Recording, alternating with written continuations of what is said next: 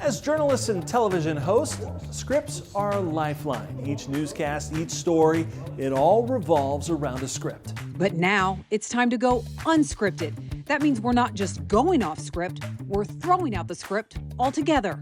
Each week, we're joined by fellow Farm Journal hosts and editors to peel back the layers on stories we've shared throughout the week. Unscripted. It's real, it's raw, it's entertaining, and it's your chance to meet the personalities behind the personalities. I'm Tyne Morgan. And I'm Clinton Griffiths. Welcome to Unscripted. Hey, welcome to Unscripted. Tyne, looks like you got some new digs there. I wish I could show you these new digs. So for everyone behind the scenes, we are moving offices in Kansas City. Exciting times. Not often you get to move offices. So we're moving from Lenexa. We're moving to downtown. Super exciting. Well, that means I'm homeless for a little bit. So we found a temporary studio in the big town of Orick, 800 people, that maybe is a little bit bigger than a porta potty. Okay, not a lot of room, Clinton. Like, it can fit 2.5 of us with all the equipment. Maybe. As long as it's not after Thanksgiving dinner. As long as it is seriously. So nonetheless, I'm thankful to have a home. I am hoping that it is temporary. There's the saying we could be in here 5 months, 6 months. Clinton, I'm hoping it's like 2 months. And I know that's wishful thinking. I wish I could give you a tour. Maybe next podcast we can get some behind. It won't take long. It definitely wouldn't take too long. No, and literally the bathroom light's not working. Like, we could get into a lot of details of what has happened today. And as long as our videographer, Matt Mormon, doesn't file an HR lawsuit on me after today, we're good. We're good. Yeah. Oh my gosh, so many jokes. There's so many things that I want to say, but well, it's good. I'm glad you're here. I wish you could be a fly on the wall today. Like, it is madness. Anyway. Whatever it takes. People don't know. It's a lot of work. There's a lot of behind the scenes that has to happen to get all this magic in place. See, and I'm wearing my Ag Retailer's uniform this week because I was in Houston with the Ag Retailer Association annual meeting, which was fantastic. And we should talk about that. I doubt you wore that vest in Houston. If you did, you were probably... it was 70 degrees there. Taking your choices. Yeah, and then you go back to South Bend and it's 60 miles per hour winds. You're getting... Oh my gosh. Right. Hello, welcome back to the frozen tundra. Yeah, pretty much. Pretty much is like, getting back to the North Pole, which, hey, it's Christmas. And so that's okay. Yeah, it is okay. It's all right. Speaking of Christmas came early for us because we have our first sponsor of Unscripted. A huge thank you to BASF for sponsoring Unscripted. We're super excited to have them as a partner for this podcast. Very thankful for their support. So in the right direction, Clinton. Yeah, very good. Very good. Well, and we should, continue to honor this podcast and bring in our guest this week. We've got a great one. With a sponsor, we had to get a heavy hitter. So I would maybe call him the Albert Pujols of Ag Economist and market analyst. That's what I would call him because he hits nothing but home runs. Let's bring him in, Arlan Suderman. Hey, Arlan, thanks for joining us. I know my mother didn't write that intro. Was she not a Cardinals then, or was she not? Oh, you're Royals. Why did I not? I am Arlan. I'm sorry. How about a George Brett? Okay, yeah. There we go. Exactly. George Brett. Sorry. You are the George Brett of Economist and Market Analyst. Thanks for joining us for Unscripted. Yeah. Hey, Tyne, did you know that Arlan and I go back a ways before Farm Journal? Well, I do want to get into his background, but can you tell me how your paths crossed? I didn't realize you had a life before Farm Journal, Clinton. But I know, right? It's hard to believe. You did. It was just a couple of years. But no, I was just a young, wet behind the ears cub reporter living in the wilds of Wichita, Kansas. And Arlan and I used to cross paths there when he would take time out to do a news story for us here and there. Did I get all the details in that, Arlan? Close enough. We'll go with that. Yeah, I'll go with that. Arlan, it's not, you didn't go to school to do this, right? Like, how did your career start off? And then how did it pivot? And you decide, now the lead commodities economist for StoneX Group. You're really good at what you do, but how did you get here? Oh, it's quite a story. It's really kind of a God thing. I started off planning on going back to the farm, but the door wasn't open for me to do that. And I thought, well, the next best thing is maybe I can support agriculture by working with farmers. So I became a county extension agent in the Kansas State system. And I was an extension agent for many years, doing field trials, agronomy trials, and everything, working with farmers. They kept asking me about marketing and how do you make sense of these markets? So I started studying the markets and seeing some trends and started putting together some classes, some marketing clubs to help farmers, and really enjoyed that. And that turned into a vocational change. Right there is I quit extension and just started working with farmers. And after doing that for a while, I got a call from a Farm Progress company saying, "Hey, would you come be our market analyst?" And they made me an offer I couldn't turn down. And that eventually progressed into then being head researcher for Water Street Solutions, and then to StoneX when they called me.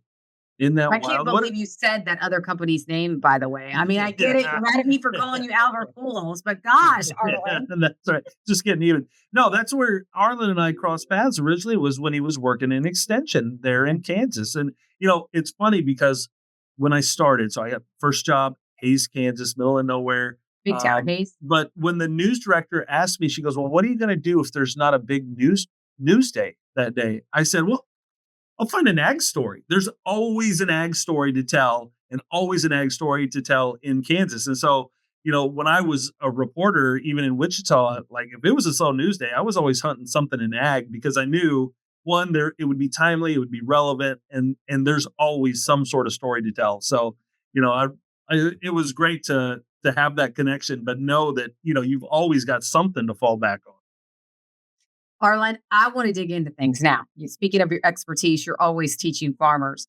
But you look at the markets today, and it's not. I mean, commodity prices, the economics, they haven't changed. We've struggled all year, but now, Arlen, we're seeing like Senator Bozeman. We're seeing a lot more senators, a lot more congressmen and women being very vocal on Capitol Hill right now about how tough it is.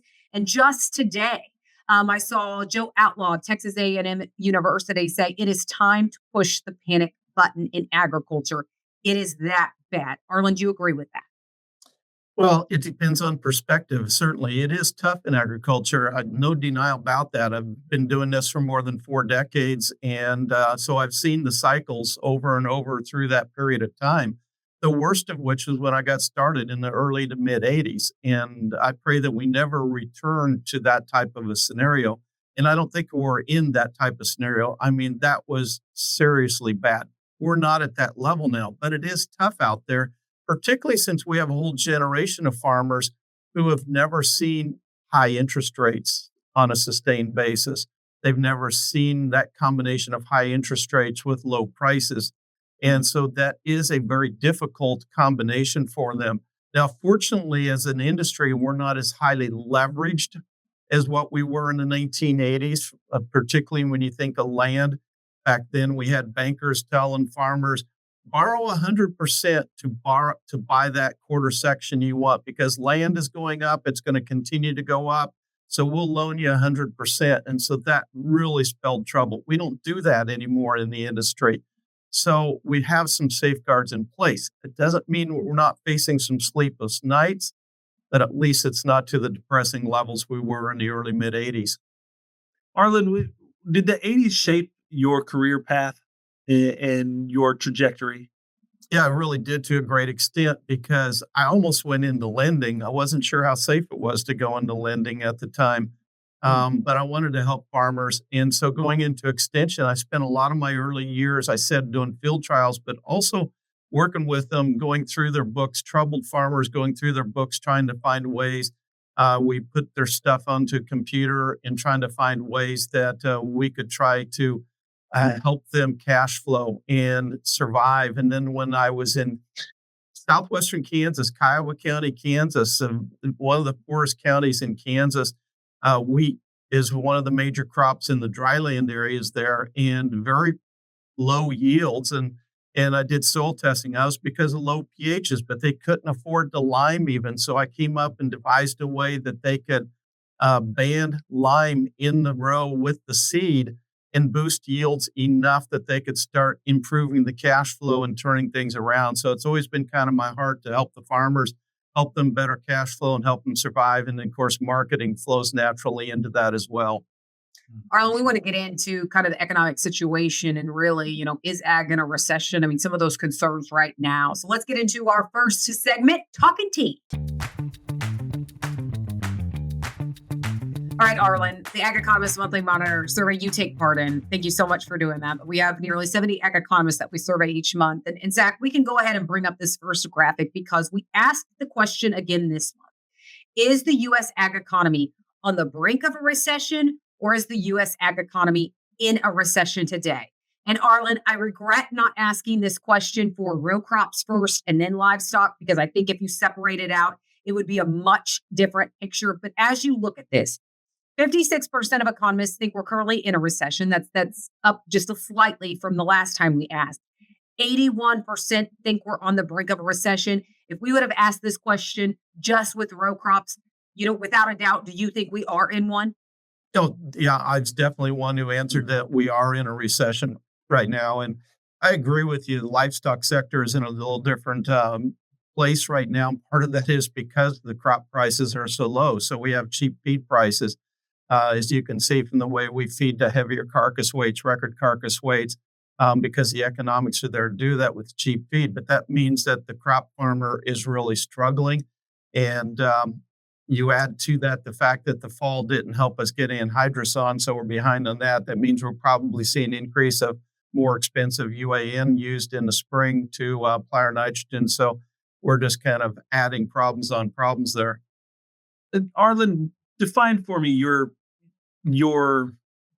definition, I guess. Define your definition. Tell me your definition of a recession. How would you characterize this? And whenever you look at this and go, yeah, we're probably in a recession, what's your indicators that you say yes? Well, by definition, a recession in the economy is when you have back-to-back quarters, consecutive quarters of contraction in GDP, gross domestic product. And so I would say when we talk about the ag sector, it would be contraction in growth. And so we're not growing as an industry, we're contracting, and it's for more than just a short period of time, so to speak. And so, definition of the word, that's a good question because a lot of people would interpret it differently, but that's how I would define it. And, if you want to, some would say, well, there has to be a level of income you drop below, but that's not really what a recession means. A recession means that you're shrinking, you're contracting, and that's definitely what we're doing right now. I'm a little bit more optimistic now than what I was a few months ago. But that doesn't mean that I'm optimist or bullish by any means, but I'm a little less bearish now. Well, I mean, you're more optimistic. So are farmers. I mean, this is the Ag Economist Monthly Monitor. So this is a survey of economists, but Purdue does the Ag Economy Barometer, which is a survey of 400 producers across the country. And Arlen, I mean, their last survey actually saw the past two saw a significant uptick. And the most recent one is similar to the uptick that they saw in 2016 after Trump was elected. And so even though economics hasn't really changed for them today, it's the expectation of the future conditions, the expectation that we're going to have a more favorable tax policy, the expectation that we're going to have less regulation, not more regulation. That is really driving producer sentiment right now, not economics. Does that come as a surprise? No, not at all. I just completed driving to Western Indiana to do a couple meetings in Indiana and Eastern Illinois. And the entire distance across, I'm in Kansas City, based in Kansas City. So the entire distance I'm driving, I'm seeing Trump signs that were left over from the campaign. And you see that. We drove to Wisconsin earlier this fall, Trump signs throughout agriculture. And I recently did an interview with someone in the media, and we got talking about how I've never before seen such a strong leaning toward one candidate in my life as what we've seen over the last dozen years or so. And he said, why is that? And I think, well, it's, with all the tariffs and everything, tariff threats, how can that be? And the lack of support for biofuels, how can that be? And I said, I really think it came back in 2016 to farmers saying enough is enough on regulation and Interesting. property rights and what the EPA was doing. And I think that was the primary driver. And then what they saw with the trade war, I think farmers understand as a whole that Trump uses tariffs as a negotiating tool. Not that he's just trying to be cruel and add expenses to everything we do, but he's using it as a negotiating tool. In his first term, he was very successful in that in some cases. Other cases, he wasn't. But I think a recent example of that is when he came out and said 25% tariff on Canada and Mexico and 10% until we shut the borders of illegal immigrants and drugs coming across our border. And boy, the ink was barely cool on that before Justin Trudeau was on the phone with him and then made a trip that weekend down to Mar-a-Lago to have dinner with Trump to try to work out a solution. That's how it works effectively as a negotiating tool. And I think that our agreement with Canada will be worked out before January 20th. I wouldn't be surprised if it's even worked out with Mexico before then, that it'll look much different because it's a new president in Mexico who needs to look strong, can't afford to look weak in front of her people when she's just new in office. Right. But I would expect that we'll soon have an agreement out of Mexico as well. Well, it's interesting, and I don't know how much we want to get into all of this time, what else we have on the docket, but it is unscripted. I did spend some time in Houston at the Ag Retailer Association meeting. The folks there, obviously trade and tariffs high on the list. And it's not just because of what it means for farmers selling their products. For them, it's the inputs coming back. It's the molecules in the products and the fertilizer and things that they're buying from China to come into the country. And so there's a little trepidation there about, listen, we're not going to get worked up about it, but we're worried about it and we're watching it, And Well, I mean, anyway, timing of that, Clinton, because Yeah. I was talking to a retailer this morning, and that's what they're concerned about. They were kind of preparing for this. What if Trump wins? What if we would have an increased tariff environment? But they said when you look at it, it takes about 90 days for those tariffs to go into effect. Arlan, is that about right? Yeah, generally so. And we saw some of the Biden tariffs that were put on took 6 to 9 months. So, they can slow walk them, they can fast walk them. Depends on what they want to do with that. But I think that's probably a good rule of thumb to use. So I had a conversation with the former ambassador to China, former Iowa Governor Terry Branstad was there. I was able to ask him, hey, what do we expect coming up here with another Trump administration? And just very blunt, it was like, well, you need to expect tough negotiations. It's going to happen again, but you also need to expect more focus on trade because, the current administration hasn't focused on it much, if at all. He expects a return to really staunch trade negotiations and tough trade negotiations and the use of tariffs, as you said, as a tool to get people to come together.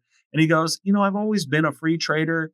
And this is Branstad. He goes, but I understand the point of fair trade and reciprocal trade, and that is President Trump's goal is to have reciprocal fair trade. And so then he kind of went into talking a little bit about, when we first started with President Trump, we really had to make our voices heard and get farmers on his radar, and so that he would, recognize, where the biofuels industry is important, trade is important.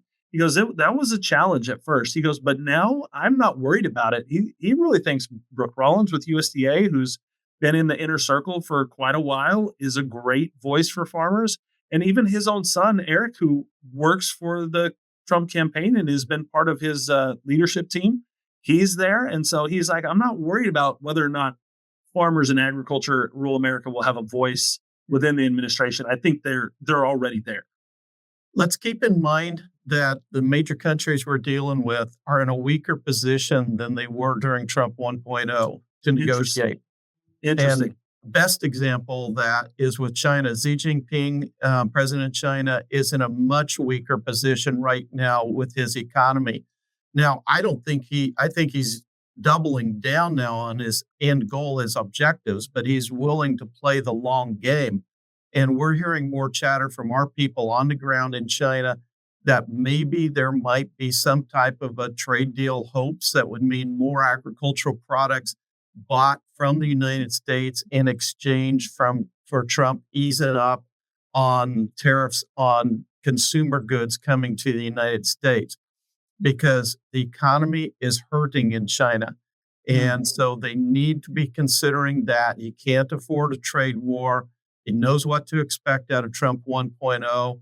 And maybe we get that kind of deal. Now, that means after Trump's out of office, it may mean, okay, their economy's stronger, so then they can really double down and going back to their original objectives of topping us as the number one economy and military in the world, which is ultimately what he says is his objective for China. But in this 4-year interim, he may play the short game to allow his economy to recover so they can do that. Arlan, we used to say 60% of the soybeans we produce here in the U.S. are exported. That is not the case today. I mean, we had record crush, domestic crush last month, so there is some positive momentum there. But today, is that more like 45% that we export? Yeah, that's pretty close to it. That's going to get real interesting here, and that's going to hinge a lot on the 45Z guidelines and whether we get that or what. And we have competing claims out there. We're going to have it before January 20th. We're not going to have it before January 20th. Even if we have it by January 20th, will it matter if the Trump administration dismantles the Inflation Reduction Act or portions of it? So there's a tremendous amount of question marks. If it doesn't get used domestically, then that could actually cheapen prices to where we buy demand. Ultimately, from an export standpoint, what we haven't talked about is the strong dollar that we have and how that's killing us. Because frankly, as Brazil increases production, as Ukraine increases production, although the war has slowed that down, as Argentina increases production, because President Milei is doing a fantastic job down in Argentina of turning that country around. He's got a long ways to go yet, but he's making impressive progress. They are on a path toward increasing production. And because of the cheap currencies in those countries, they can really outbid us for commodities. If they have it available, they're going to be cheaper, largely because of currency exchange rates. So you can talk geopolitical tensions all you want, but the bottom line is Chinese buyers are value buyers. And even if there's no geopolitical tensions between us, they're going to buy what's cheapest. And with the dollar strengthening recently and the Brazilian real has been breaking sharply lower, soybeans for January delivery from Brazil are already cheaper than from the U.S. Gulf or the PNW when I looked this morning. Interesting. And a follow-up to that, because, in this last Economist Monthly Monitor, we did ask which country will be the most impacted, and I think we may have that graphic, Zach. I'm not sure if we do. Yeah. So we asked the President-elect Donald Trump invokes tariffs on any one of the top 3 trading partners. Retaliation by which country would have the biggest impact on agriculture? 63%, of course, is China, but 37% Mexico. And Arlan, when we asked which commodity will be impacted the most, I mean, we know in the last trade war, it was soybeans. But a lot more economists now are saying corn. Well, you don't have pork in that list either. And pork. Pork, 40% of our exports go to Mexico. Canada will be significantly impacted as well. Obviously, you gave one choice here, what's most impacted. So they will all be impacted. But again, I think when it comes to Mexico and China, I think we'll have agreements. There's risk, and we're all going to be nervous until we do. But it's my bias that we will have agreements that will be beneficial to agriculture. China is going to be the greatest challenge of all of the countries. It's the more complex issue. They've already backed off of buying U.S. corn. They've slowed buying wheat from us. They still are buying some pork. They're buying some beef, but they've really been backing off overall on various commodities they buy from us. Soybeans is the big one, and that's why people tend to go toward that. But here in another 30, 45 days, they're going to be totally shifting to South American supplies, which will be more readily available and cheaper on the global market. And so it really comes down to what is the situation with China come next summer when they're starting to book next fall supplies from the crop that we produce in 2025. So, Arlan, I mean, you started your career, helping farmers figure out ways as an agronomist to grow better crops, right? To increase our yield. So what is the future here then for the crops that we do grow? I mean, are we trying to build domestic demand, and is that really this whole 45Z, this tax credit? Is that the future of it? I mean, what can we do to really shore up some of this, demand for the product that we're creating?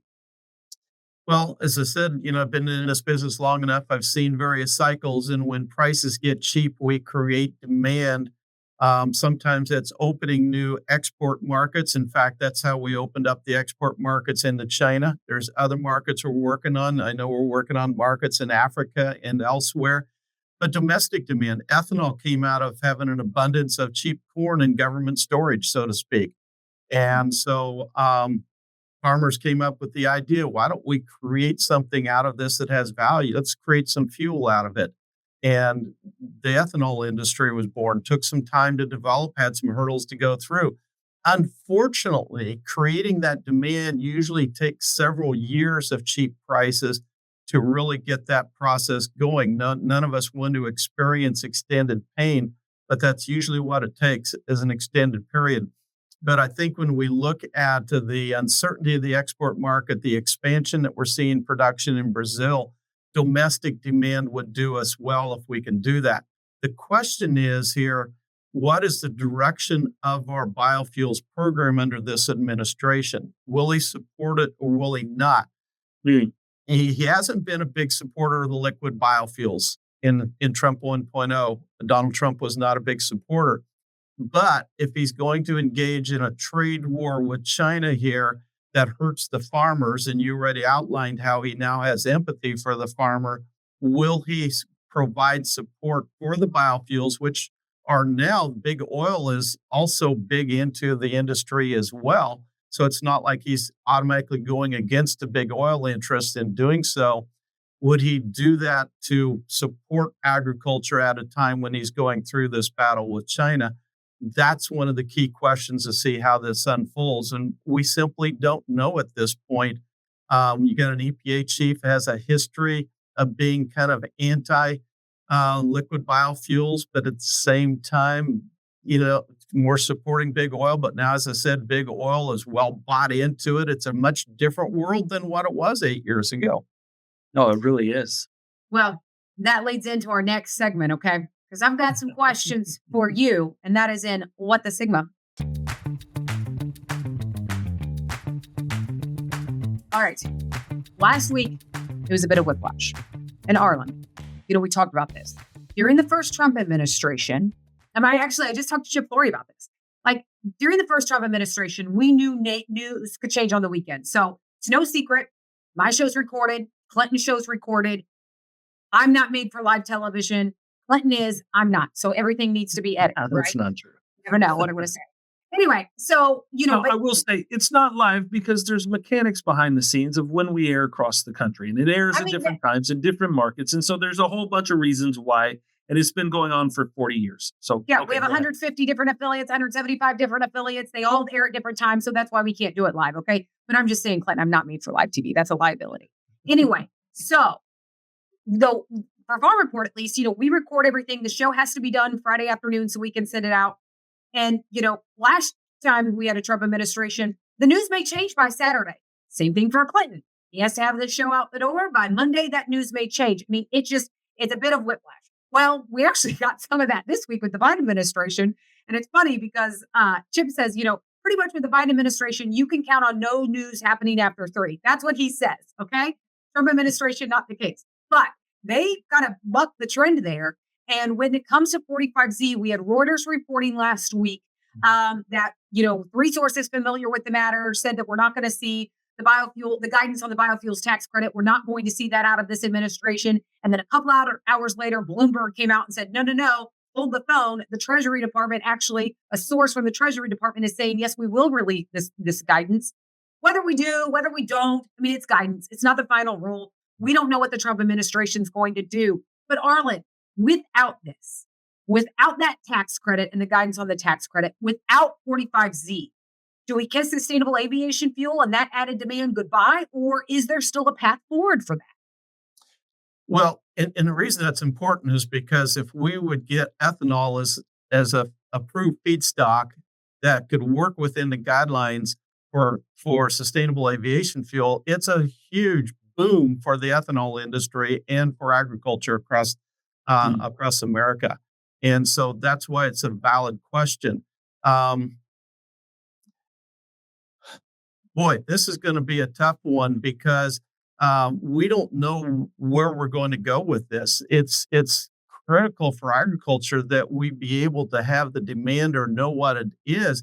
But I'll say this: a year ago, the crushers, soybean crushers, already had booked in many cases their soybean oil for the next 2 quarters, for the first 2 quarters of 2024.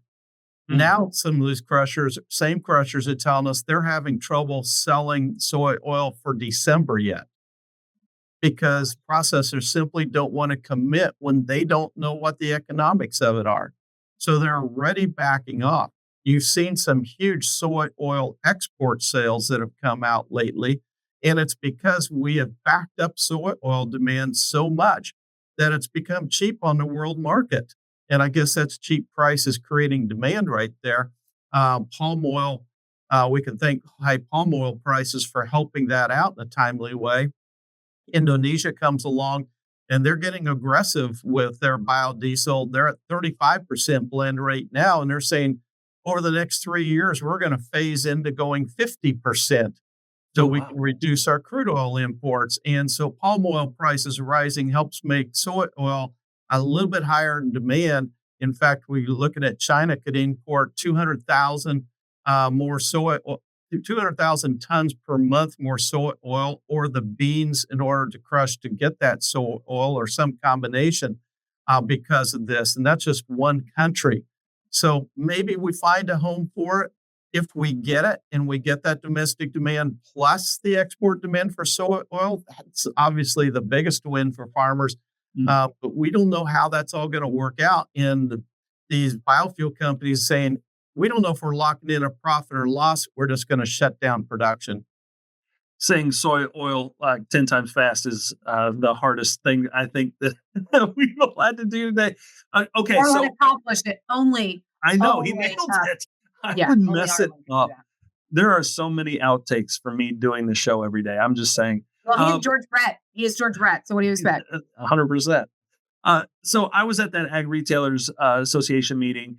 A couple folks were there. One of them, he is a lobbyist for the fuels industry, but is a tax expert for them, Tim Urban. And so I had a great conversation with him the day that all of this news broke. And I asked him, I was like, what do we know about this? And he goes, I've talked to people. I've already called, made some calls. And he said, the thing is, we're not going to get a final rule before this administration leaves. We will get guidance, but not a final rule because it still has to go through the process of being finalized. And there's just not enough time to get it on the books. Now, that said, that means it's a lot easier to change guidance in a rule if it's not finalized. And so that's where that kind of, I think, uncomfortableness around even what comes out. Now, maybe that's an opportunity for a new administration to come in and make something different or better, if whatever your definition of different or better is. But, that's kind of where he landed after all the dust settled this week. Arlen, with the protectionist strategy that we know the Trump administration has, what if they ban the imports of this other feedstocks like used cooking oil and all of that? What if they ban the imports of sugarcane from Brazil that apparently has a lower carbon intensity score than corn grown here in the US? If someone can explain that to me, how it has a lower carbon intensity score than shipping it up here from Brazil, and enlighten me on that, I would appreciate it because I just don't understand that. But what if Trump, the administration, would come in and say, listen, if we're going to do this, we're going to use products grown right here in the US? Do you think that's a possibility? Oh, I think probably the higher possibility is the tariffs on China that would stop the used cooking oil from coming, just from making it more expensive, offsetting the subsidy. So that's a very realistic possibility. We could see that. But then we have California saying, oh, no more than 20% of the feedstock can be sunflower oil, soy oil, or canola oil.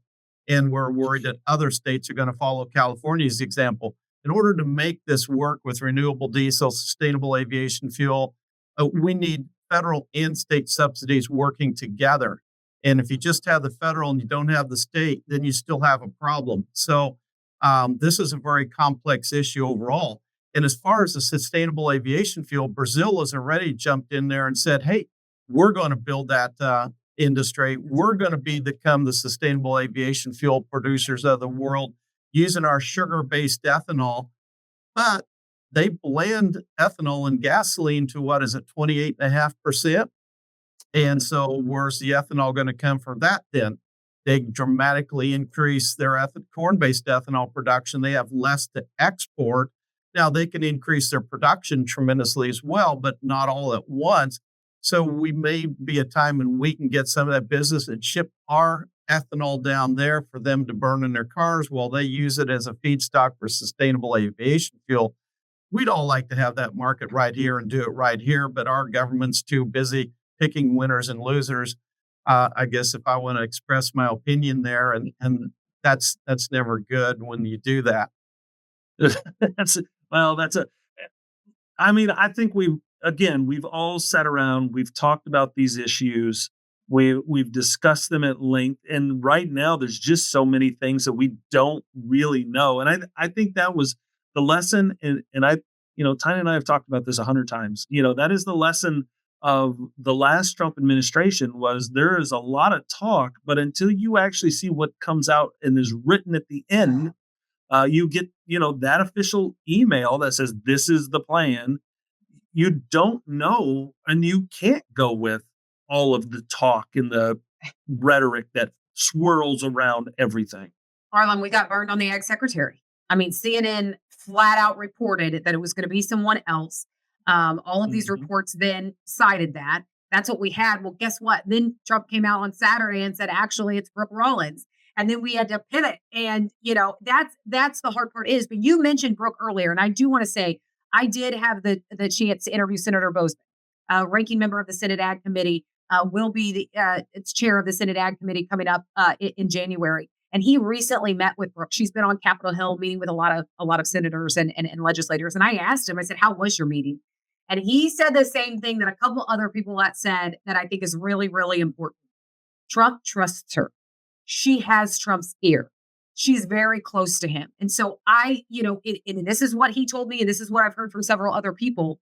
If something's not going to be good for agriculture, something's not going to be good for farmers, I don't think she has any concern about stopping right into that White House and letting him know. And that's something I feel like in the first Trump administration, when we had Secretary Perdue, kudos to all of the work that he did, but it was more like a job interview. I mean, I don't think he really knew Trump that well. So it's a different relationship, and having agriculture have that voice and Trump trusting her, Arlan, I think is going to be huge, just like Biden trusts Vilsack right now. I think we're going to see a totally different approach in this administration than what we did the last time he was in office, because he didn't get done everything he wanted to get done because he thought he had 8 years to do so. Now he appreciates how hard the work is that he wants to get done. And if you look at typical patterns, the party that's in the White House tends to lose the midterm elections. And that means he could lose the Congress midterm. So that means he has 2 years to get his agenda done. And so we're going to see things happen fast and furious, I believe, which means he'll come even stronger. That's why I think 25% tariffs rather than 10% tariffs for Canada and Mexico. So he wants to make sure that they're high enough to get their attention. That's why all the talk is 60% tariffs, I think, 100% tariffs, depending on which threat it is on what day. Is he wants to move fast and furious. But it is important in that type of environment that you do have somebody who has his ear, because there's going to be so many competing people trying to get his ear in a short amount of time. Arlan, Trudeau flying down to Mar-a-Lago was not on my bingo card for 2024. I can tell you that. They got quick action, didn't they? In Canada, Trudeau needs the United States. He is weak politically right now. The new president in Mexico's economy, they can't afford to divorce from us. But I think Trump knows it. He's a smart man. He understands that. And it keeps us all nervous while he's in the middle of it. But so far, he's getting the action that he hoped and I think that will continue. Do you think he really told her to? Do you think he really told him that they could become the 51st state and he could be its governor? Do you think he really said that? Oh, I can easily see him saying that, and not thinking that, hey, this is going to get broadcast.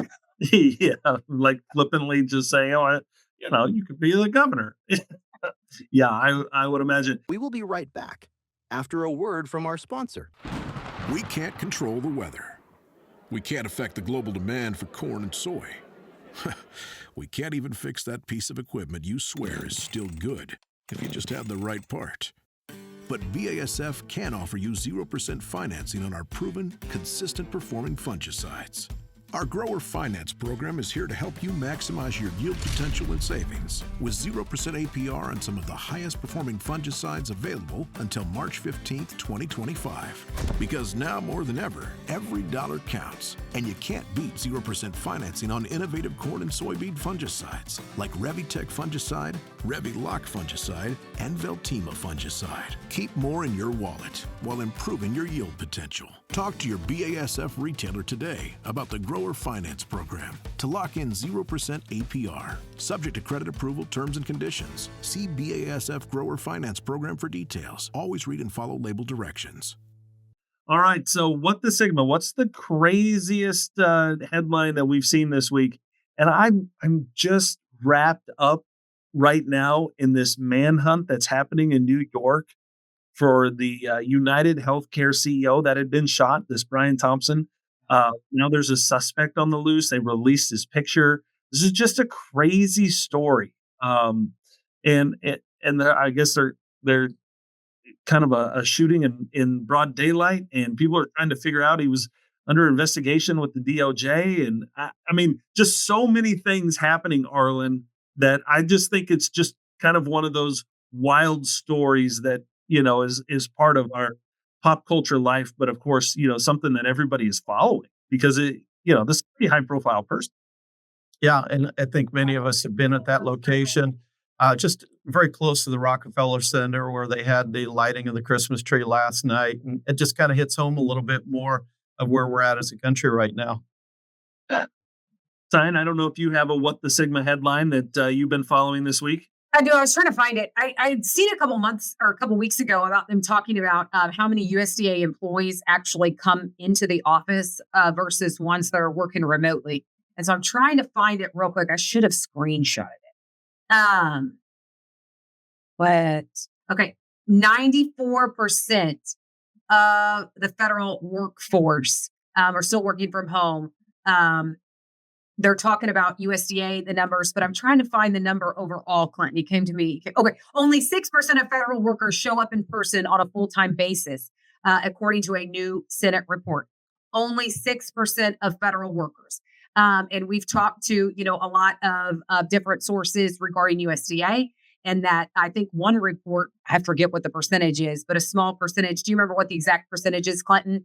It was something like 450 workers a day were coming into an office that'll office like 8,000 people or something like that. Like it's a really small number. And I will preface it by saying a lot of folks work from home, and we have, like, technology has changed things. We can work from home now. It's different.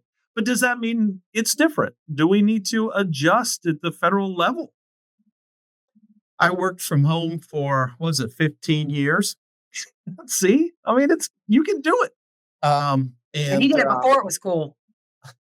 It's right. It was great. Put my kids on the bus and get them off the bus and connect. But I will say this, at StoneX, where we have the data in the type of industry that we're in, we can document the productivity of those employees who are in the office, give us higher returns than those who are not. From a dollars and cents standpoint, we see higher revenues from those employees who are in the office. It has to do with the face-to-face collaboration and idea exchange that improves efficiency and the entrepreneurialism that we see that creates opportunities for business and cross-selling type of opportunities, et cetera. So in our business, our experience is, and so that's why we've been pushing people to come back to work for a long time now. And that's what we see. And That's my experience here. Clinton, I found the numbers. With the Department of Agriculture, with space for more than 7,400 people, it averaged 456 workers each day, 6% occupancy. Okay. And there's a benefit of having that, working remote some and going into the office. But Arlan, I'm there with you. I mean, I think about even some of the young people that are just graduating. I think about early on in my career, how many mentors I met in the office, those conversations that you cannot replace on Zoom, those connections, and just productivity. When you are in there, you're in person, you're having those conversations, you're kind of in the zone and not distracted by everything else. So it will be interesting, Clinton, to see what happens as we move forward with this administration and if they make them come back into the office. And I know there's some talk about Biden kind of striking a deal with some work from home policies, but they make him come back to into the office. They may thin the herd pretty quickly on some of these federal offices, Arlan. Well, it's interesting. The goal of DOGE, Department of Government Efficiency, is to cut spending by 30%. So if you break down the federal budget deficit right now, if you look at what we spend for Medicare, Medicaid, Social Security, defense, and the interest on our debt, which is over $1 trillion a year now, those four categories add up to almost $5.3 trillion. Estimated tax revenues this year is a little over 5.0 trillion. So we're already in a deficit, and we haven't even dealt with the whole rest of the budget, what we call the discretionary portion of the budget, which includes the Farm Bill, includes USDA, includes Department of Education, and so many different other areas. And so if we're going to cut, if you look at those other areas, that's another $1.75 trillion, $1.75 trillion. That's 35% of the budget. So they essentially almost, if they're going to cut 30% but not touch those four areas, you have to essentially cut the rest of the discretionary budget. I bring that up because the Farm Bill is going to be in the midst of that whole negotiation process. That's just the reality of it. Now, in reality, I think they will touch the Department of Defense. We've already seen talk of that, trying to increase efficiencies and cut waste there. So that will get trimmed some. But this next 2 years are going to be a very volatile time, I think, in trying to figure out what gets cut, what doesn't get cut. Will Americans put up with it? President Milei in Argentina has been successful because the pain got too bad. 200% inflation got too bad, and people said, okay, cut our programs. I don't know if the United States is at that point yet. Do you remember the backlash, though, that he received for that? I mean, I remember talking about it on the roundtables. We may have even talked about it, Arlan, but the backlash he received for being so extreme with some of these, a lot of folks saying it would never work, and look at him now. Well, I just think about, and Arlan, you mentioned it already, just the velocity of change that people need to buckle up for. Because if you're talking 2 years, which is actually not quite 2 years, by the time you get installed in office, everyone gets approved through the Senate, and then they start work, and then you've got to factor in the midterms, and that's going to happen in November. So not quite 2 years, more like 18 months. By the time you get all of that done and you're saying, okay, we're going to get to work and we're going to do all these things, the velocity of change is probably going to make people real uncomfortable. Because we know how well people like change. I would say this: France just threw out their government because their prime minister is trying to push through a budget because they have their annual deficit is 6% of GDP. And it was rejected by the people because he was trying to trim it back to 5%. Here in the United States, our budget deficit is 6.4% of GDP. Yikes. This is these are turbulent and exciting times that we live in, Tyne. Yeah, Arlan, you did mention Farm Bill, and as I was talking to Bozeman, he did mention that next year the challenge is with the Farm Bill is going to be under scrutiny to cut money, not find more money. Because I was asking him, what do you do? Do you start from scratch, or do you start with or do you go with the framework that the House already has set in place? And he said, no. I want to make that clear. We're not going to start from scratch. But he mentioned it too. He knows that across the board, even with the GOP being in control, the Farm Bill is going to face scrutiny next year. And so whether we're going to see it the first half of next year, whether we're going to see it the second half of next year, he is confident that it will happen next year. But he did mention that. As confident as Washington can be. As confident as Washington can be. You are exactly right. That's right. Well, I think we need to step into our next segment here. TMI, can't believe this just happened.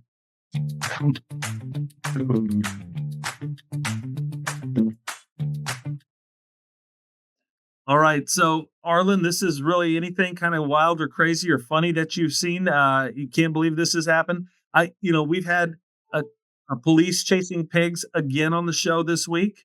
So that has been something that we've featured recently. What is your fascination with police chasing pigs? Like I don't know, but these stories keep popping up and they end up on the show. And I just like, we're doing this again. And somebody new chasing another pig. But TMI, can't believe this happened, is for the show today. And this is a new gift. And Arlan, this may be something you want to put on your list of things for maybe you want to buy for a loved one. Zach, let's pull that up if we can. Here it is. It's Dive Bar Fume, and it is from the Miller High Life, and it smells like a dive bar. Can you imagine? What does a dive bar smell like? I'm thinking it smells like, when you Yes. Oh, go ahead. No, go ahead. Tell me your thoughts. I'm imagining the alleyway behind the dive bar. That's that just I think about it, with the trash and the people has poured their beer and it's just that rotten kind of smell. That's what I imagine it. But the big town of Oregon doesn't have a bar. So I don't frequent any, so I'm not sure how else it would smell, Clinton. Arlan, what would you say a dive bar would smell like? That kind of regret. Aroma. He says it smells like regret, is what he thinks it smells like. Sadness and regret.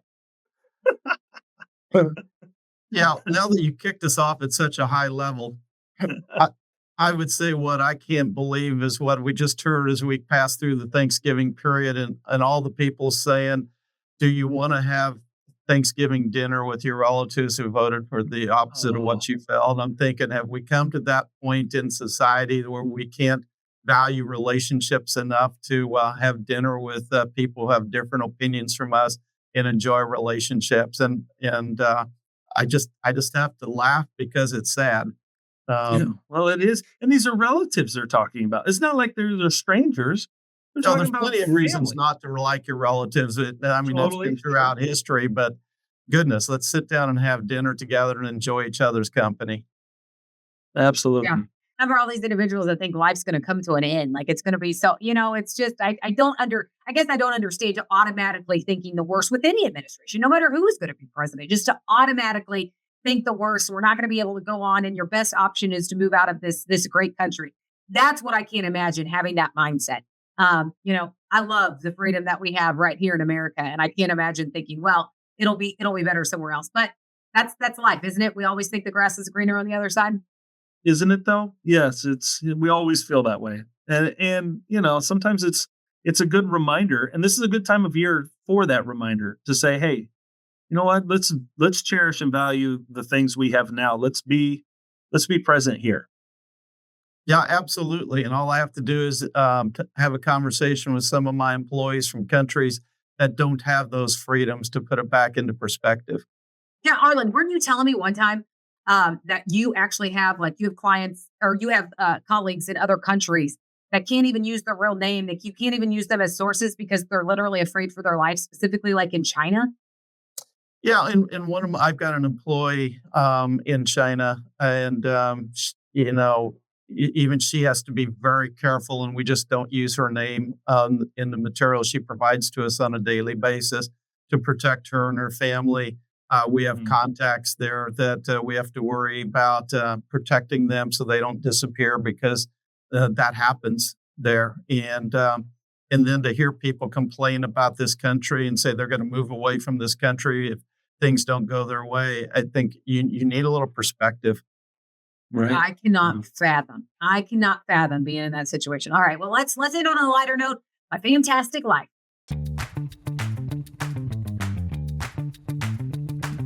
Well, for all you fellow parents of young ones, I'm not sure who started this elf tradition, but I want to have a word with them. They're on your list. I do. Because now at night, when I go to bed, Arlan and Clinton, I'm not thinking about what I have to do the next day and the long list of things at work. I'm thinking about what am I going to do with the damn elf in the morning that's going to make the girls laugh or something we didn't do last year. Got home at 2 a.m. from Illinois the other night. And that's immediately what I think when I walk in the door. Like, I'm probably going to, like, I won't be up before the girls get up for school, and then I'll have to get up. So, what can I do? And I am telling you, it's fun. They think it's hilarious. James is actually the most creative. One time he took the elf and he put it on top of a pheasant and he had it like it was roping, and I forget what it was roping. Anyway, and then I think it was a pheasant. I don't know. He has too many birds mounted. Anyway, then and I think it was like the Pheasant Association then retweeted it. Like, Arlan, it's fun, but it's exhausting. And so our elf's name is Elsie. And if you've got ideas for me, send them my way. I am fresh out. Arlan, you probably didn't, when your kids were at home, you probably didn't have the elves stop by your place during the Christmas season. You have one? Flat Stanley. Oh, yeah. We did all kinds of things with Flat Stanley. Flat Stanley. You know what? That's similar. Mm-hmm. Yeah. We had a flat chip once. And I don't know if you know this. Graduated from that, and it's now your responsibility to hold up the development of our next generation. That's right. Listen, That's right. We're gonna fail if it's on me. We're gonna fail. But Clint mentioned we did have a flat chip one time for we took this flat chip and it was chipped from like 20 years ago. So he was pro farmer picture that was on. Yeah, he was really dark headed. Looked like he was right out of college. So it was funny. That was awesome. It was awesome. What do you have for my fantastic life? Well, 'tis the season, is the holidays.